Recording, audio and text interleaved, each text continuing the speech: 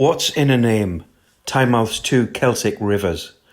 River names are vital to linguists in piecing together extinct languages, which in turn provides a glimpse into ancient societies.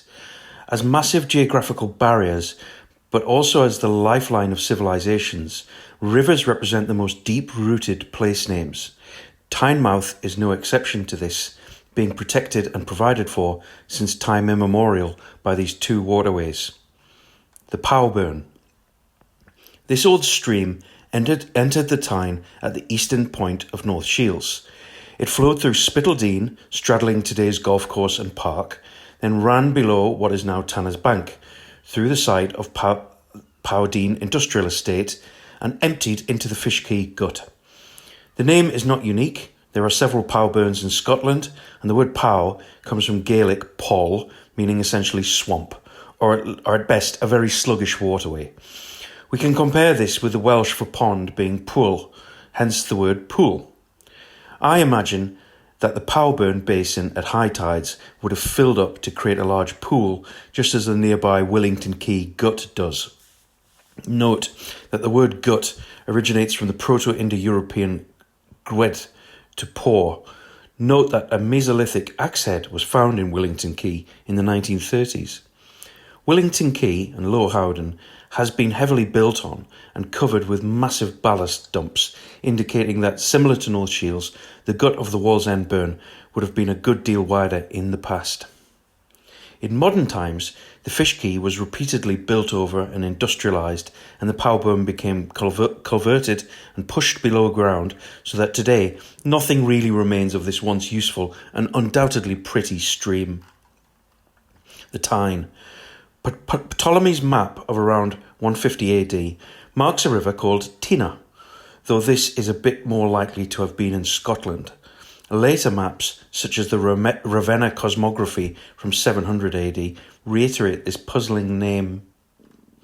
Like the Powburns, there are a few Tynes around, and they tend to be associated with harbour estuaries, especially with prominent headlands.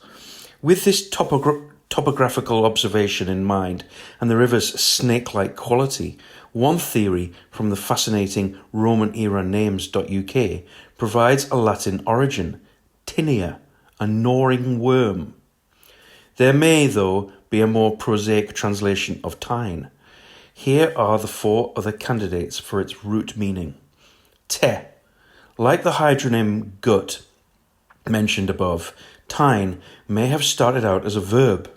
Te is the Proto-Indo-European for flow, stream, and melt, with the Proto-Celtic root being tin, and the Old English name for the Tyne on a 17th century map of Saxon place names being Tynan, dative case, i.e. that which flows or washes.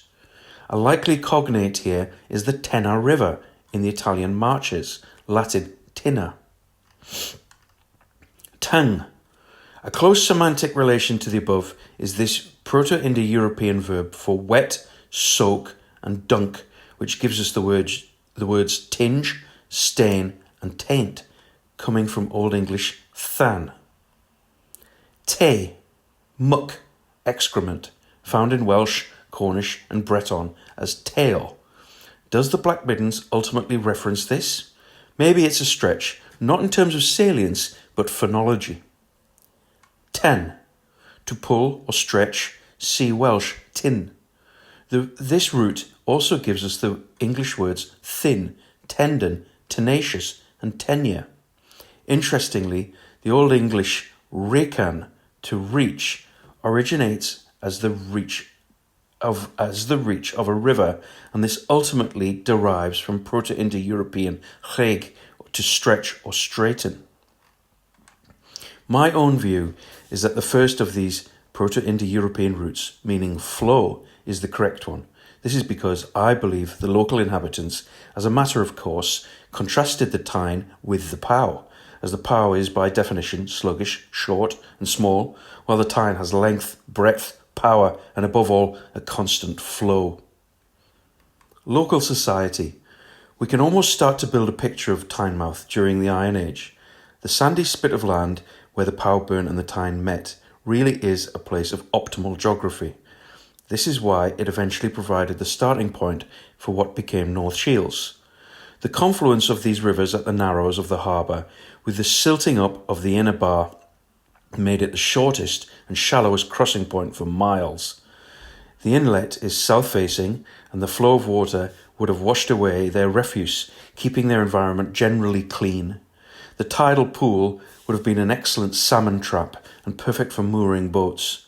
As well as all this, it is right next to a big expanse of tidal rocks from which they could harvest large amounts of shellfish, which Joby's excavation of the priory in 1967 shows that they ate in huge quantities. We know people have been living in the Powdene for a long time because Neolithic stones have been found there, including an axe head in the allotments on Mariners Lane. The Dean would have provided shelter from the elements, while the power burn must have yielded healthy drinking water, as in medieval times it was salubrious enough to serve the leper hospital there. The people who dwelt there, all the way up to the settlement at Marden, a high point locally, would have hunted off the land and foraged off the riverbanks and bays. The power burn and the Tyne was central not just to their survival, but their identity. The Tyne would have also served as a highway, making them not just mobile, but important people in the wider area and even across the Old North. Strong Rock Head, discussed in the previous post, would have functioned as their lookout, grazing area, stockade, and possibly a minor seat of power, as well as a place of ceremony. Strong Rock Head being also Penball Crag. These ever-flowing rivers both supplied and protected the early culture at Tynemouth, and it was not unusual for rivers to be venerated and associated with particular gods and goddesses. It's likely then that the Tyne was honoured in this way and talked about with as much reverence and fondness as it is today.